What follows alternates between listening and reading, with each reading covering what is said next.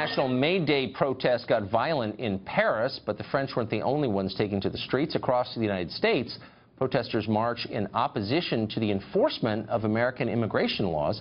In the Bay Area, marchers demanded open borders, shouting, "No ban, no raids, no walls, sanctuary for all." Steve Choi is executive director of the New York Immigration Coalition. He took part in today's protests, and he joins us now. Steve, thanks for coming on.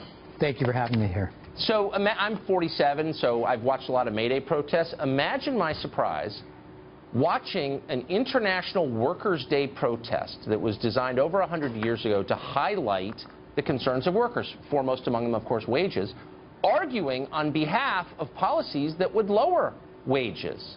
And I thought, boy, global capitalism is pretty tricky. It got you guys to advocate on behalf of the Chamber of Commerce. How'd they do that? Tucker, it had nothing to do with that. Oh. Really, I was with 5,000 people in Foley Square and hundreds of thousands all across the country. And we were there to make a statement about the shared values that we have as a country. And that is that immigrants are part of the solution. Immigrants have been making America great for centuries now. Immigrants are workers, they're business owners, they're employers, they're neighbors and families and friends. Yeah. And so we wanted to join with hundreds of thousands of people all across this country in peaceful protest to make that statement that we are going to rise up and that we are going to fight back. Okay, I mean, I kind of agree with what you said. I mean, I'm for immigrants, and they're all those things, and they're great. But they're also one of the reasons that the wages for American working-class families have stayed stagnant or declined, because when you have an overabundance of something, in this case labor, its value falls. There's no controversy about that. You're advocating for that. You're advocating, in effect, for lower wages for workers, and I just don't know why. That's absolutely not what I'm arguing for. In fact, we said today that it's important to say that fair wages for everybody is important. Here's the facts. The facts are that immigrants contribute so much to the American economy. Here in New York, the state comptrollers estimated they add $230 billion in economic value. They pay $10 billion in taxes here in New York City. And New York City happens to be one of the biggest cities and is the immigrant capital of the world. We know in New York City that immigrants add tremendous value as workers, but also as employers and small business owners. For sure, but I want you to track with me here, Steve. These are average working people. So let's say I work for $12 an hour and someone shows up who will work for $7. Do my wages go up or do they go down? They go down, and that's happened across the country. There's no debate about that. A lot of studies show it. The Chamber of Commerce and big employers are totally for it. But now you're for it, too. And I'm just a little confused. Are they paying you to be for it? Like, why would you be for that? It doesn't help working people. Well, they certainly aren't paying me for it. Are you sure? Yeah, I'm very sure about that. Okay. Here's what I would say, Tucker. The fact is, it's not that simple. We don't live in that. We live in a global economy. We don't live in a simple kind of equation where one person's wages go up and another go down. It's not a zero-sum game. And when you look at the impact that immigrants have, it's tremendous. And this is something that people see not only here in New York City, but all across New York State as well, in Buffalo and Rochester, even in places like Utica.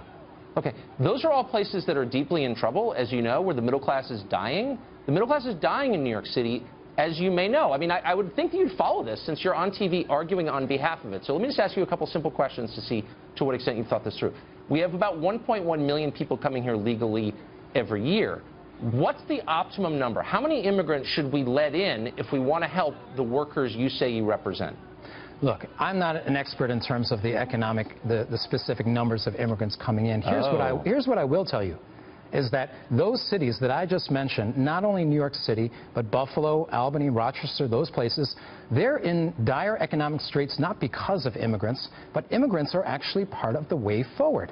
And that's been proven time and time again. Immigrants add value, they stabilize neighborhoods, they pay taxes, and they're great workers and business owners. We should be figuring out how to get more immigrants into those areas, not fewer. But you don't know how many. You're making the case, but you haven't actually thought through how many is a good number, because you're not going to get into the economics of it, but you're arguing the economics of it. So let me just ask you one more simple question.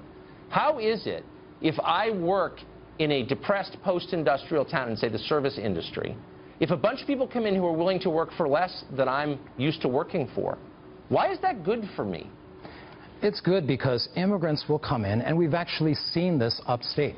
Well, immigrants will come in, they will help to stabilize neighborhoods, they work, they patronize local businesses, and they spend their money as well.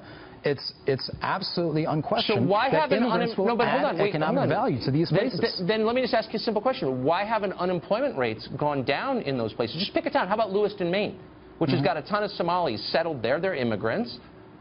Employment rates have not gone down. They've gone, unemployment has gone up. Why is that? So immigrants are part of the solution, but they're not the solution in and of itself.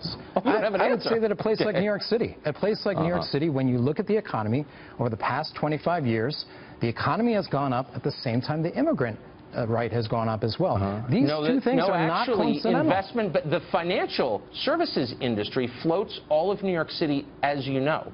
It has nothing to do with immigration. Okay. I just wish the left were more serious about economics. They used to be. I don't know what happened. Steve, help me now. Think about it. Come back on. I appreciate it. We can talk about economics anytime, but thank you for having me on, Tucker.